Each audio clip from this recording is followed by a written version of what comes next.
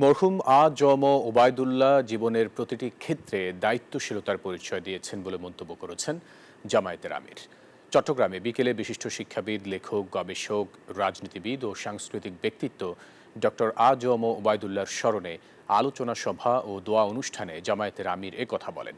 তিনি আরও বলেন, ইসলামের জন্য তিনি কাজ করেছেন, তাই সবাইকে ঐক্যবদ্ধভাবে তার অসমাপ্ত কাজ সমাপ্ত করতে সচেষ্ট থাকতে হবে।